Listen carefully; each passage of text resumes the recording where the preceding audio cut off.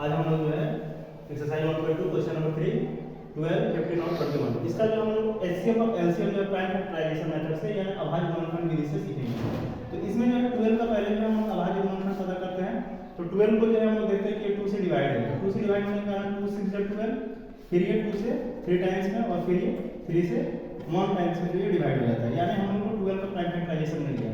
इसी तरह 15 का जो हम प्राइम फैक्टराइजेशन पता करते हैं यानी अभाज्य गुणनखंड, तो 3 से 3 5 जा 15 और 5 से 1 टाइम्स में 5 1 जा 5।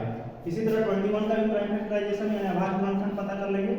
तो ये जो हमारा 21 का होगा तो 3 से 1 जा 21 और 7 1 जा 7, यानी तीनों का हमने अभाज्य गुणनखंड पता कर लिया है। 12 का अभाज्य गुणनखंड हो गया 2 into 3, और इसी तरह 15 का जो है अभाज्य गुणनखंड हो गया 3 into 5, और 21 का अभाज्य गुणनखंड हो गया हम लोगों को 3 into 7। तो जो हम लोग को एचसीएफ निकालना है, एचसीएफ में हम देखते हैं कि तीनों में कॉमन क्या है। तो तीनों में हमने देखा कि 3 जो है कॉमन है, तो यहाँ एचसीएफ जो हो गया तीनों का वह एचसीएफ हमारा हो गया 3। लेकिन एलसीएम के लिए क्या है, तो एलसीएम के लिए हम देखते हैं कि वह टर्म जो मैक्सिमम टाइम्स रिपीट किया गया है वो, और जो सारे डिजिट्स भी आ जाने चाहिए। तो यहाँ एलसीएम जो होगा, एलसीएम 2 जो है मैक्सिमम 2 टाइम्स रिपीट किया है यानी 2 into 2। उसके बाद 3 जो है 1 टाइम्स रिपीट हुआ है यानी 3 जो है 1 टाइम्स, फिर 5 जो है 1 टाइम्स और फिर 7 जो है 1 टाइम्स। इस तरह से जो है हम देखेंगे इसको मल्टीप्लाई करके, तो 7 5 जो 35, 35 टू जा 70, 70 टू जा 140, 143 जा 420 होगा।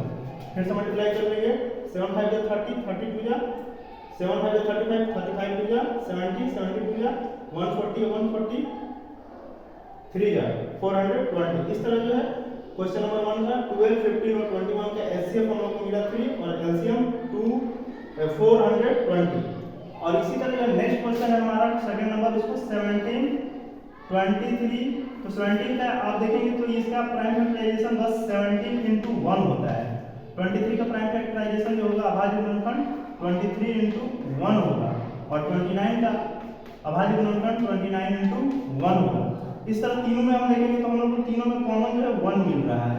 और एचसीएफ क्या हो जाएगा इसका, तो एचसीएफ जो हो जाएगा ये 1 हो जाएगा। और एलसीएम, तो एलसीएम जो तीनों का प्रोडक्ट, क्योंकि कोई भी जो इसका कॉमन फैक्टर नहीं है, तो हम लोग जो है ये 17 into 23 into 29 को मल्टीप्लाई कर देंगे, तो ये इसका जो एलसीएम हो जाएगा। मल्टीप्लाई करके हम लोग देख लेंगे 29 into 23, 9 3 27, 7 कैरी 2 3 6 2 8, और 29 को 2 से मल्टीप्लाई करेंगे तो ये 58 हो जाएगा, यानी कि 7 8 8 16 कैरी 1 6, यानी 6 6 7 को फिर जो है हम लोगों को 17 से मल्टीप्लाई करना होगा। 17 से मल्टीप्लाई करेंगे तो 7 7 49 कैरी 4, 7 6 जा 42 और 4 46, और 7 6 जा 42 और 4 46, और फिर 1 से मल्टीप्लाई करेंगे 1 से 7, 1 से 6 और 1 से फिर 6, यानी 9 7 और 6 13 कैरी 1, 6 6 12 13 कैरी 1 4 6 10 और 1 11, यानी इसका मल्टीप्लाई आ गया 11 3 3 9। यानी इन दोनों क्वेश्चन का जो है हमने एचसीएफ और एलसीएम फाइंड आउट कर लिया। इसका जो है एचसीएफ 420 था, और यहाँ जो क्वेश्चन बनाया इसका जो है एचसीएफ 1 और एलसीएम 11 3 3 9। Thank you.